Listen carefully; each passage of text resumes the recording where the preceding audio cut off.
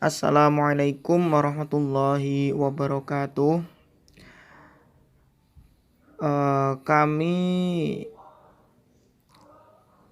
dari IAT semester 4 kelas A atas nama Ahmad Badawi dan teman kami Riza Lailatur Rahmah akan menjelaskan tentang makalah kami, yakni tentang macam-macam rosm atau bacaan Al-Quran. Langsung saja dalam pembahasan rosm ini, melihat dari spesifikasi cara penulisan kalimat-kalimat Arab, maka rosm dibagi menjadi 3 macam, yakni 1 rosm kiasi, yang nomor 2 rosm arud atau arudi, dan yang nomor 3 rosm usmani atau rosmul usmani. Adapun penjelasan dari masing-masing rosm, yang pertama yakni rosm kiasi. Apa itu rosm kiasi? Yaitu kalimat yang penulisannya itu sesuai dengan ucapannya, dengan memperhatikan waktu, memulai dari berhenti pada kalimat tersebut, kecuali huruf hijaiyah. Contohnya dari rosm kiasi, yang pertama adalah lafadz ana yang menjadi dhamir mutakalim wahdah. Walaupun nanti saat dibaca lafadz ana itu pasti dibaca pendek, maka nunnya tersebut tetap harus ada alifnya. Nah, seperti itu.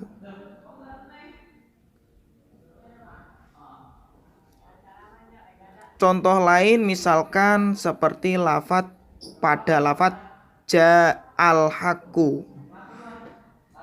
Hamzah pada lafadz al haqqu itu tetap harus ditulis, walaupun ketika diucapkan itu hamzahnya hilang, nggak ada, nggak kebaca. Contohnya ja'al haqqu, bacanya bukan ja'a al haqqu. Nah, seperti itu. Maka karena melihat kalau mulai dari dibaca dari lafadz al haqqu, maka hamzahnya di situ harus ada.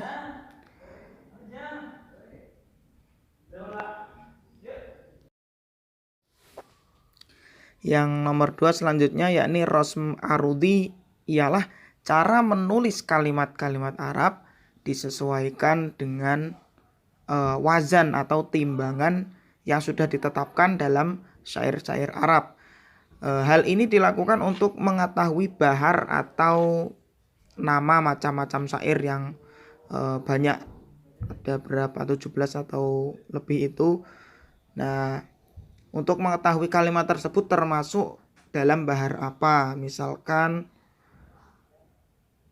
qala Muhammadun huwa ibnu maliki Ahmadu rabbillah khairu maliki. Nah, ini termasuk bahar rojas. Jadi mengikuti wazan atau timbangan yang sudah ditetapkan dalam Arab, yakni mustaf'ilun, mustaf'ilun, mustaf'ilun, mustaf'ilun, mustaf'ilun, mustaf'ilun. Seperti itu. Itu namanya adalah rosm arudi. Yang nomor 3 selanjutnya adalah rosmul usmani atau rosm usmani. Apa itu rosm usmani?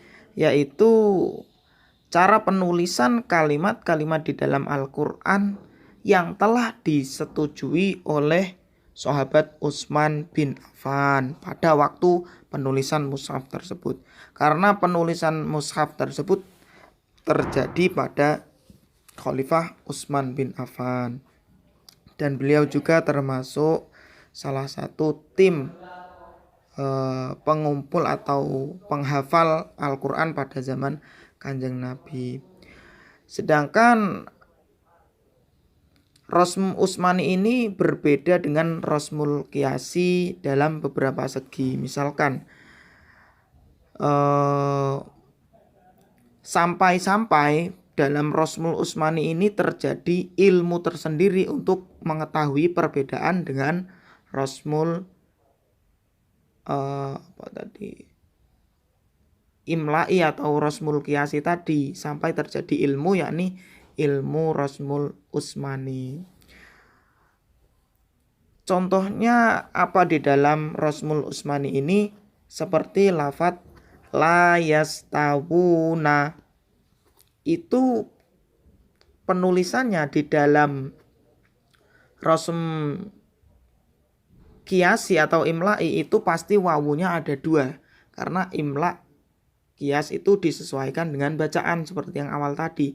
Sedangkan dalam penulisan Rosmul Utsmani, layas tuna ini wawunya hanya 1. Atau lafadz lain misalkan ashabun-nar, dalam penulisan Rosmul Qiyasi, lafadz ha tersebut dibaca panjang, pasti di situ tertulis ada alifnya. Tetapi kalau di dalam Rosmul Utsmani, lafadz ashabun-nar, misalkan lafadz ashabun-nar, pada lafadz asha ini tidak diberi alif karena sudah dicukupkan dengan harokat panjang yang itu telah disetujui pada zaman disetujui Khalifah Utsman bin Affan. Contohnya seperti itu.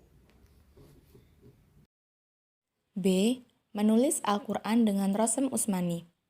Persoalan klasik yang selalu mengemuka pada waktu membicarakan tentang tulisan Al-Quran adalah apakah Al-Quran harus ditulis sesuai dengan cara penulisan yang ada pada masa Nabi atau pada masa sahabat Utsman? Jawaban yang muncul dari pertanyaan ini beragam, di antaranya 1. Sebagian berpendapat bahwa Rosm Utsmani itu bersifat tauqifi, yakni bukan merupakan produk budaya manusia yang wajib diikuti siapa saja ketika menulis Al-Quran.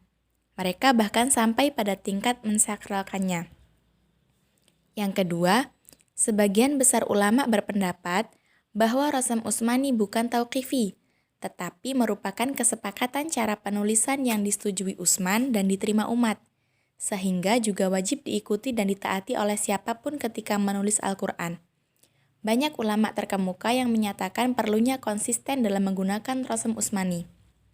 Yang ketiga, sebagian berpendapat bahwa Rosm Utsmani bukanlah tauqifi. Tidak ada halangan untuk menyalahinya apabila suatu generasi telah sepakat untuk menggunakan cara tertentu untuk menulis Al-Quran yang notabene berlainan dengan Rosm Utsmani. Terlepas dari banyaknya pendapat yang ada, yang perlu kita amati adalah bahwa Rosm Utsmani atau tulisan Al-Quran yang telah dipergunakan pada masa sahabat Utsman tersebut memiliki beberapa nilai positif. Yang pertama, Rosm Utsmani merupakan khazanah budaya penulisan huruf-huruf Arab secara umum pada masa Al-Quran diturunkan.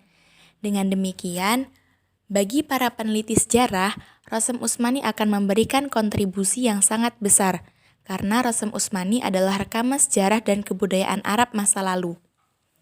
Yang kedua, Rosm Utsmani yang ada hingga saat ini sangat erat kaitannya dengan generasi para sahabat. Dengan demikian, maka pembaca Al-Quran dengan melihat Rosm Utsmani akan merasakan suasana emosional yang agamis antara dia dengan generasi umat Islam pada kurun pertama Hijriyah.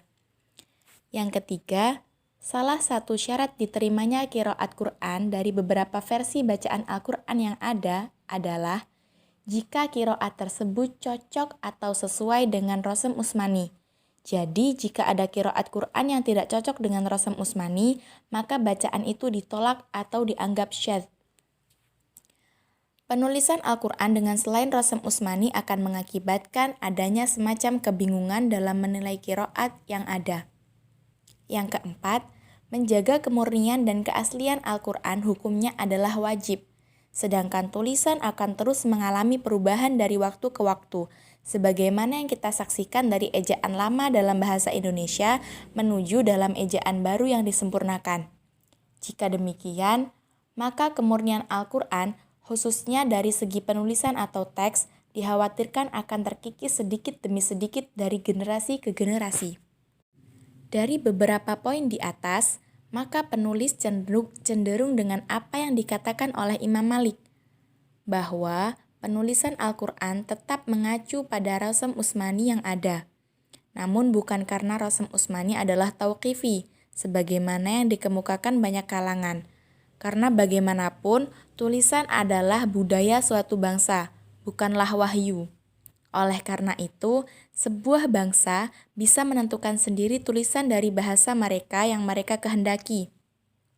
Ibaratnya, Rasm Utsmani adalah sebuah bangunan kuno yang masih tetap bisa berfungsi dengan kekunoannya itu. Kita pertahankan bangunan tersebut sebagai satu khazanah umat Islam yang tak ternilai. Akan halnya dengan agak susahnya membaca Al-Quran dengan Rasm Utsmani oleh sebagian kalangan, maka hal tersebut bisa ditanggulangi dengan tanda baca atau harokat yang lain sebagainya. Yang beraneka ragam tersebut dan tidak menyentuh kepada batang rasm itu sendiri. Demikianlah penjelasan tentang macam-macam rasm dari kami, yakni kesimpulannya rasm itu cara penulisan, ya, cara bahasa dari kata rasmun. Ada 3, yakni rasmul kiasi atau imla'i, yang nomor 2 adalah rasmul arud, yang nomor 3 adalah rasmul utsmani. Semoga dapat bermanfaat bagi kita semua. Kami akhiri, kurang lebihnya saya mohon maaf. Akhirul qauli, wassalamualaikum warahmatullahi wabarakatuh.